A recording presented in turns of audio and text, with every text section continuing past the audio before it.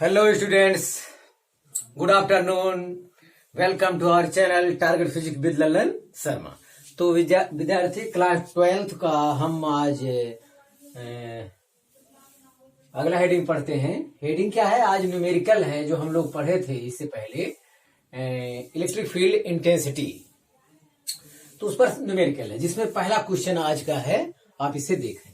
तो कह रहा है two positive point charges Q1 equal to 16 microcoulomb and Q2 equal to 4 microcoulomb are separated, मतलब अलग हैं in vacuum by a distance of 3 metre.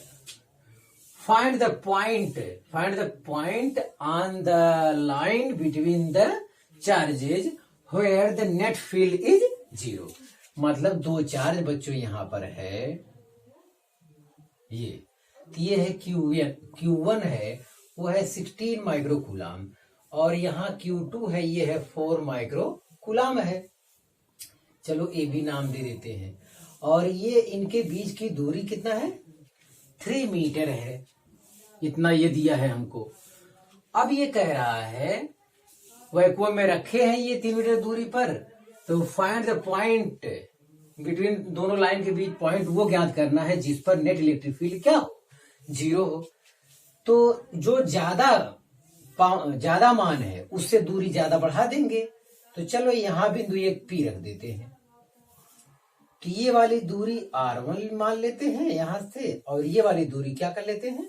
R2। तो ये ज्ञात करना है, और ये 3 मीटर टोटल दिया हुआ है। तो इसके कारण यहां पर इलेक्ट्रिक फील्ड की दिशा ये हो जाएगी, और इस चार्ज के कारण यहां पर इलेक्ट्रिक फील्ड की दिशा डायरेक्शन ये हो जाएगा।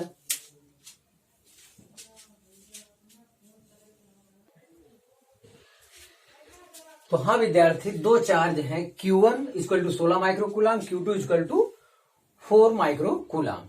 तो हम छोटे चार्ज से जो है x पॉइंट, छोटे चार्ज से x डिस्टेंस पर एक पॉइंट P मान लेते हैं जिस पर नेट इलेक्ट्रिक फील्ड 0 होगा।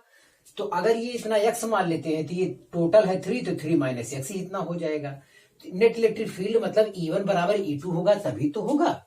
तो नेट इलेक्ट्रिक फील्ड, तो E नेट इक्वल टू 0 है, तो इसका मतलब है E1 इक्वल टू E2। तो ये हो जाएगा 1/4 pi epsilon naught into Q1 upon R1 square equal to 1/4 pi epsilon naught into Q2 upon R2 square. ये तो फार्मूला हो गया साहब। तो इससे ये क्या हो जाएगा? कट जाएगा। अब वैल्यू रखते हैं। Q1 का मान है 16 माइक्रोकूलम अपान R1 स्क्वायर। R1 बोले तो इसके लिए, सॉरी E1 पहले लिख रहे हैं, तो E1 मतलब ये वाला है, तो x स्क्वायर हो जाएगा। तो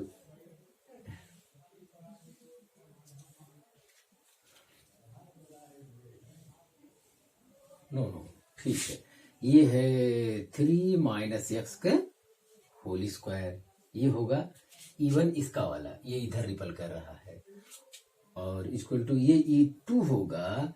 Q2 आपका है 4 माइक्रोकूलम अपान क्या? अपान एक्स स्क्वायर। तो ये आपका ये वाली वैल्यू हो जाएगी। यहाँ वैद्युत क्षेत्र की तीव्रता E2 इस डायरेक्शन में है। तो ये आपका हो गया इतना। तो ये माइक्रो 4 चौक 16, तो ये 4/3 माइनस एक्स का होल स्क्वायर आएगा 1/s स्क्वायर। तो स्क्वायर रूट ले लेते हैं। Square root on both side. तो ये 2/3 minus x equal to 1/x हुआ।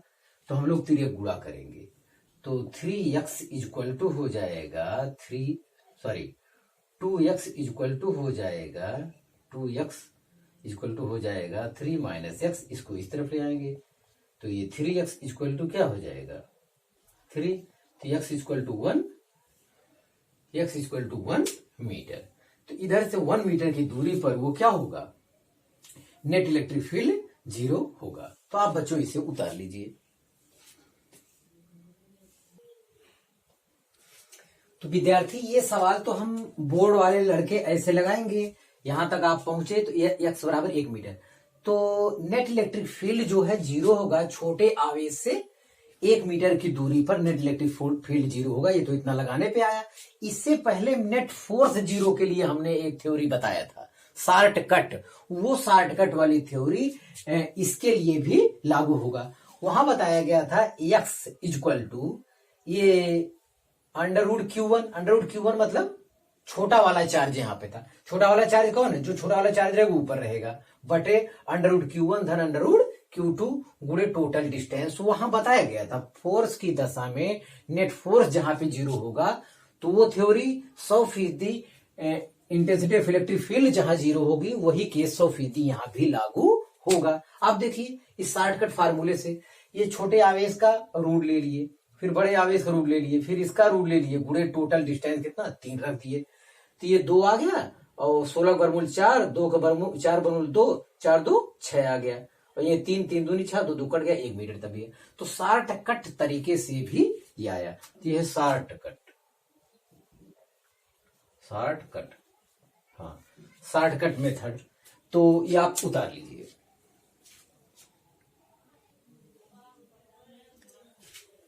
हाँ विद्यार्थी, तो दूसरा क्वेश्चन देखें। A charge Q equal to 1 microcoulomb is placed at point इतना। पॉइंट इतना का मतलब बच्चों ये 3 डायमेंशनल का क्वेश्चन हो गया, क्योंकि आई कैप जे कैप के कैप आ रहा है, एक्स अक्ष वाई अक्ष और जेड अक्ष तीनों दिशाओं में हम लोग अध्ययन कर रहे हैं। तो ये 3 डायमेंशनल का केस हो गया, न्यूमेरिकल हर टाइप का देखना पड़ता है, लेकिन थ्योरी तो वही है। ये आया find the electric field eight point इतना। तो वो दिया हुआ है जो आपका गिवन है, मैं लिख देता हूं Q इक्वल टू 1 माइक्रोकूलम या 1 गुणे 10⁻⁻6 कूलम। चलो ये, और वो पॉइंट दिया हुआ है तो उसे OQ वेक्टर में मैं लिख देता हूं। OQ वेक्टर या RP वेक्टर लिख दो। ये हो जाएगा 1i cap plus 2 j cap plus 4 k cap vector form में, और ये P बिंदु है तो OP वेक्टर या इसे ये RQ से मैंने RP वेक्टर, इसे कहेंगे 0i cap minus 4 j cap plus 3 k cap. तो ये इस टाइप से वेक्टर ये दिया है। तो यहां इस पॉइंट से लेकर इस पॉइंट से हम P की ओर जा रहे हैं, मतलब वास्तव में जो हमें ज्ञात करना है वो QP वेक्टर ज्ञात करना है। QP वेक्टर बच्चों होता है Q से P, P पर चाहिए intensity of electric field, find the electric field eight point P। तो ये Q से P की ओर आया होगा तो QP चाहिए। QP के लिए थ्योरी ये है पोजीशन वेक्टर ऑफ P मतलब OP माइनस वेक्टर OQ होता है, और OP वेक्टर कितना है, या OP वेक्टर को यही जो है, चलो इतना कहते हैं, हाँ इसे R वेक्टर भी कह देते हैं लोग, या इसी को OP को क्या कहेंगे, OP वेक्टर। OP है तो RP vector minus RQ vector. तो ये आपका हो जाएगा, चाहे इस लैंग्वेज में लिखा जाए, सब मतलब वही है, सब बेकार की बात है। हाँ तो QP तो OP माइनस OP वाला केस ये है, तो इसमें से इसको घटाना है, तो 0 में से 1 आई गए माइनस आई कैप आया। चलो इसमें से इसको घटाओगे तो दोनों हो जाएगा, जुड़ जाएगा, ये हो गया। फिर इसमें से इसको घटाओगे तो माइनस के कैप आएगा बच्चों। तो ये QP वेक्टर आया या R वेक्टर आप कह सकते हैं। तो R वेक्टर कह सकते हैं, तो इसका अगर मैग्नीट्यूड ज्ञात किया जाए, मॉड वेक्टर R या R बराबर हो जाएगा -1 का वर्ग प्लस -6 का वर्ग प्लस -1 का वर्ग। तो ये हो जाएगा √1/1 प्लस 36 प्लस 1, तो ये हो जाएगा 38। हमारी समझ से तो ये होगा। देखें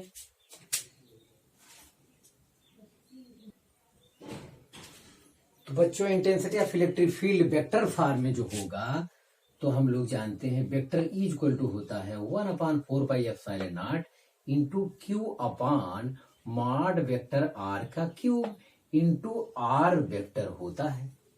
वेक्टर फॉर्म में ये आया है बच्चों। वो मैग्नीट्यूड में लिखते तो r² होता, तभी यहाँ यूनिट वेक्टर ना लगाना पड़ता। तो अब इसका वैल्यू रखा जाए। इसका वैल्यू मैं यहां से रखना चाहूंगा। तो ये है 9 × 10⁹ और Q का मान जो बच्चों ये है 1 × 10⁻⁻6 कूलम। चलिए ये हो गया upon mod vector R cube, तो ये √38 का क्यूब आएगा। और यहाँ आर वेक्टर है और आर वेक्टर आपका कहाँ आया है, आर वेक्टर ये लाइन है। तो यहाँ ये चीज लिख दिया जाएगा -i⁻6 j⁻k बच्चों। तो ये आपका आ गया। तो इसको कैलकुलेशन करने से कोई फायदा नहीं, क्योंकि कैलकुलेशन ज्यादा कठिन है इसका। यहाँ देखें तो 9 हो गया, 9 में से 6 गए, 10⁻³ पॉजिटिव आएगा अपान 38 का पावर इसे लिख सकते हैं 3/2 और वेक्टर फॉर्म में -i⁻6 j⁻k। तो ये वेक्टर फॉर्म में इंटेंसिटी ऑफ इलेक्ट्रिक फील्ड बच्चों आपका ये आया। तो यही आपसे पूछ भी रहा था, ये वेक्टर फॉर्म में है। मैग्नीट्यूड अगर चाहिए तो ये बहुत कठिन हो जाएगा। आई के गुणांक का वर्ग, अरे ये आई का गुणांक इतना, आई के गुणांक वर्ग धन जे गुणांक वर्ग धन के गुणांक वर्ग का अंडर लेंगे तो बहुत बड़ा आएगा। तो वेक्टर फॉर्म में ये सोल्यूशन हुआ बच्चों, आप इसे उतार लीजिए।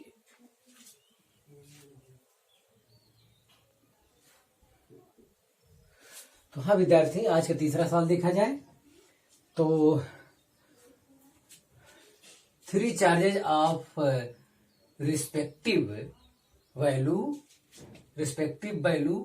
-√2 microcoulomb, 2√2 microcoulomb and -√2 microcoulomb are arranged व्यवस्थित है along a straight लाइन सीधी रेखा में एज शोन इन फिगर में दिखाया गया है। Calculate the total electric field intensity due to all 3 charges at point P।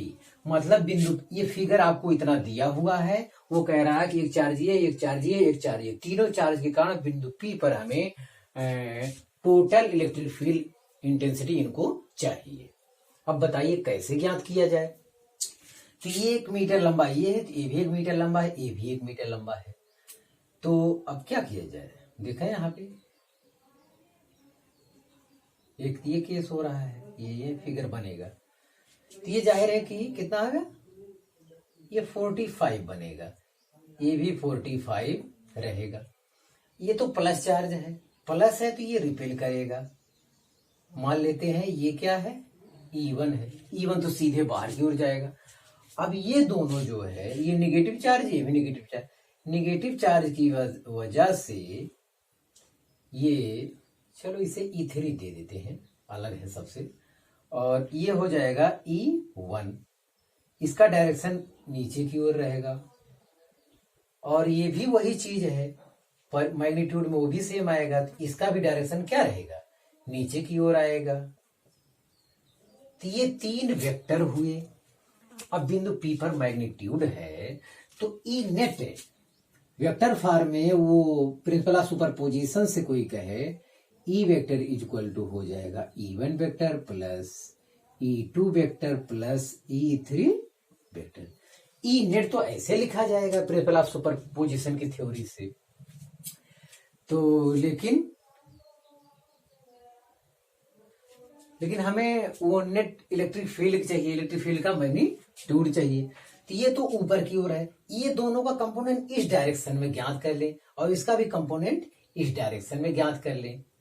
तो ज्यादा वाले में से कम वाला हम लोग क्या करेंगे, घटा लेंगे। तो E3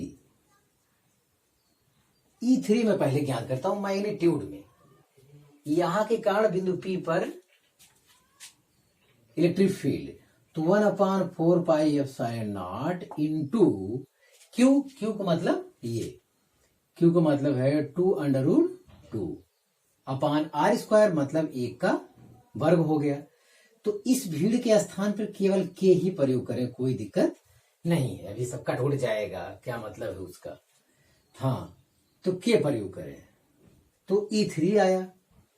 और ये अगर ये E3 को वेक्टर फॉर्म में लिखना चाहते हैं तो आ गया k इंटू 2√2 अपान 1 जे कैप हो गया।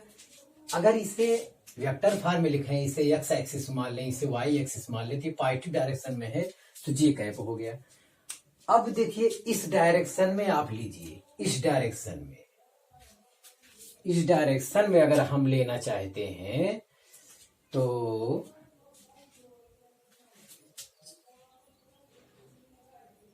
E4 अगर मैं कहना चाहूं, E4 इस डायरेक्शन, इसका नाम दे दूं E4,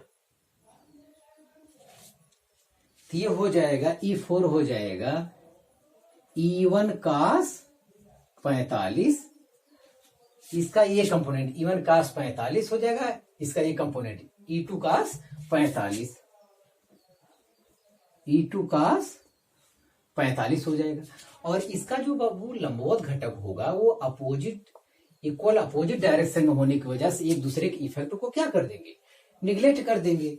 तो E1 E2 दोनों सेम है। E1 जो है अगर 1 मीटर है, ये भी 1 मीटर है, तो ये आया √2, 1 वर्ग धन 1 वर्ग 2, उसका अंडररूट डायगोनल हो जाएगा। अंडररूट डायगोनल ये है, वही वैल्यू सेम इधर भी है, तो ये हो जाएगा k क्यू बोले तो ये √2 अपान r² माने √2 का स्क्वायर। सेम यही केस फिर होगा मैग्नीट्यूड में, k इंटू √2 अपान √2 का स्क्वायर। सॉरी, cos 45 का मान यहाँ 1 अपान √2 भी लिखना पड़ेगा। फिर यहाँ cos 45 का मान वहां √2 लिखना पड़ेगा। तो ये दोनों सेम चीजें हो रहा है, दोनों चीजें एक ही है। तो एक ही है के, अब यही चीज 2 बार जोड़ना है, तो k इंटू 2√2 अपान √2 का वर्ग 2 हो जाएगा इंटू √2, ये आपका आया।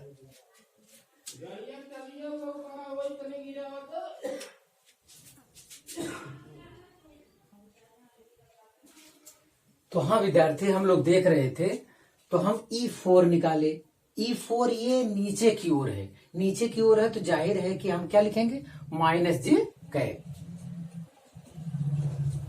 तो -j कैप, तो ये हम स्केलर फॉर्म में जोड़ लिए हैं। अब इसे E4 वेक्टर फॉर्म में लगाएंगे तो ये दोनों सेम है, कट गया तो आया k कैप और नीचे की ओर -j कैप हो गया।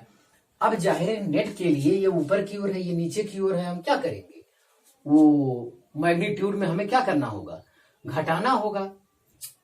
तो इतने में से ये वाला वेक्टर घटा रहे हैं, तो ये वाला वेक्टर यहाँ आया E3 और E4 ये आया, घटाए हैं साहब। और के मतलब वही जानते हैं 9 इंटू 10⁹, वो बाहर रखे हुए हैं और जे को यहाँ बाहर कर दिए, 2√2 - 1 आया। तो ई नेट तो इतना आया वेक्टर फॉर्म में। मैग्नीट्यूड में आया, मैग्नीट्यूड में यही आएगा k इंटू 2√2 - 1 न्यूटन पर कूलम। तो बच्चों ये वेक्टर फॉर्म में है, वेक्टर की अच्छी क्वालिटी, अच्छी जानकारी रहेगी तो ये प्रॉब्लम ठीक लगेगा। तो आप इसे उतार लीजिए।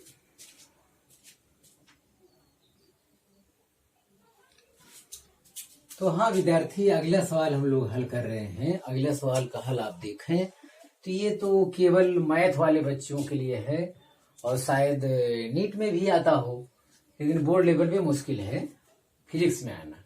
हाँ देखिए, calculate the electric field at origin due to infinite number of charges as shown in figure.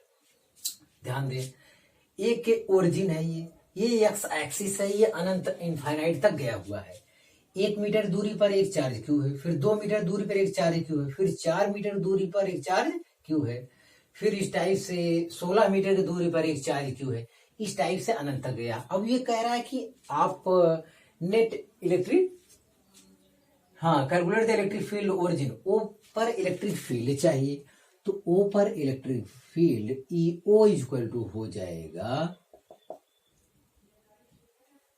तो यहां पर 1 पर, तो 1 पर हो जाएगा 1/4 pi epsilon naught into Q/R²। Q/R² मतलब 1 का स्क्वायर, प्लस हो जाएगा, तो इसके स्थान पे मैं K लिख रहा हूं, बार बार लिखना पड़ेगा, भीड़ होगा, प्लस होगा K इंटू Q/2 का square plus K into Q/4 का स्क्वायर प्लस 1 इंफिनिटी। इस टाइप से केस आता चला जाएगा। तो ऐसे दिया है, 2 दिया है, 4 दिया है, 4, उसके बाद 8 आएगा, 8 का 16 आएगा, इस टाइप से वो बढ़ते हुए क्रम में देखा है और इसका वो वैल्यू कह रहा है। तो हम बच्चों कॉमन लेंगे K इंटू Q, कॉमन लेंगे तो जो हमारा बच रहा है 1/1² मतलब 1 बचा, ये बचा 1/2 का स्क्वायर, 1/2 का स्क्वायर, तो ये 1/2 का होल स्क्वायर, ऐसा भी कह सकते हैं। चलिए ये है, सॉरी Q कॉमन ले तो 1/4 आया, ये 1/4 का स्क्वायर आया प्लस 1, ये केस इनफाइनाइट तक ऐसे जाएगा। फिर 1/4 का 6 घात आएगा, सॉरी 1/4 का 1/4 आ रहा है, 1/4 का स्क्वायर आ गया, 1/4 का क्यूब आएगा, 1/4 का 4 घात आएगा, इस टाइप से आता चला जाएगा। तो ये बच्चों जो केस होता है, इस केस का नाम है GP, ज्योमेट्रिक प्रोग्रेसियन, या हिंदी में कहते हैं गुणोत्तर श्रेणी, जो मैथ वाले बच्चे पढ़ते हैं मैथमेटिक्स में। AP, GP, HP 3 होता है, वो पढ़ते हैं। तो इसका एक फार्मूला होता है, जैसे यहाँ पे लिखा गया गुणोत्तर श्रेणी, जैसे S बराबर दिया 1, 1/2, 1/2 का वर्ग, 1/2 का घन, 1/2 का 4 घात, चाहे टोटल कहे चाहे हर में कहे, ऊपर 1 है तो कोई फर्क नहीं पड़ता। तो यहाँ पे A बराबर जो होता है, तो A बराबर होता है n और 1 पहला वाला, और R बराबर होता है 1/2, ये होता है इस सवाल के लिए। तो ये रखेंगे 1 - 1/2, तो 1/1 - 1/2 कितना आएगा, 1/2 आएगा, मतलब ये आ गया 2। ये अनंत तक अगर हम जोड़ते चले जाएंगे तो कितना आएगा, 2 आएगा। ये गुणोत्तर श्रेणी की पहचान ये होता है कि दूसरे पद में उससे पहले वाला पद से भाग दिया जाए तो 1/2 आता है, फिर तीसरे पद में दूसरे पद से भाग दिया जाए तो फिर 1/2 आना चाहिए, फिर तीसरे पद में दूसरे पद से भाग दिया जाए तो फिर 1/2 आना चाहिए। जैसे 1/4, 1/4 का स्क्वायर, 1/4 का क्यूब, तो इसमें 1 से भाग दिए 1/4 आया, इसमें फिर इससे भाग दे फिर 1/4, आगे वाले में फिर उससे पहले वाले भाग दे तो 1/4। तो हमेशा इस टाइप से आए अगर मैथ में, तो वो गुणोत्तर श्रेणी होता है, ज्योमेट्रिक प्रोग्रेसियन होता है, या GP कहते हैं शॉर्ट में। क्या कहते हैं, GP। तो GP में जो इनफाइनाइट KQ, इसका तरीका है 1/1 - R। R इस फार्मूले में क्या है, 4 है, तो यही आंसर आपका हो जाएगा बच्चों। तो 1/ये 3/4, तो 4 ऊपर चला जाएगा, तो आ गया K इंटू 4Q/3, इतना न्यूटन पर कूलम। तो बच्चों ये मैथमेटिक्स है, तो इसमें बहुत ज्यादा परेशान होने की जरूरत नहीं है, और जिनके स्तर का हो अपने स्तर से पढ़ाई कर लें। बड़े मैथ वालों के लिए तो एकदम ठीक है, कोई दिक्कत नहीं है। हाँ, नीट वाले बच्चे अगर उनके यहाँ परीक्षा में आता है तो ये फार्मूले का अध्ययन कर लें, इसे समझ लें और इस टाइप से अप्लाई करना वो भी जान जाए। और ये गुणोत्तर श्रेणी की पहचान मैं बता दिया हूं कि दूसरे में पहले से भाग दीजिए, उतना ही आना चाहिए, फिर तीसरे में दूसरे भाग दीजिए, फिर उतना आना चाहिए, और चौथे में तीसरे से भाग दीजिए, फिर उतना आना चाहिए। हमेशा अगर ऐसा आता है तो गुणोत्तर श्रेणी होता है, और इनफाइनाइट टर्म का ऐड ये फार्मूला है। तो आप बच्चों मेहनत से पढ़ाई करते रहिए। All the very best.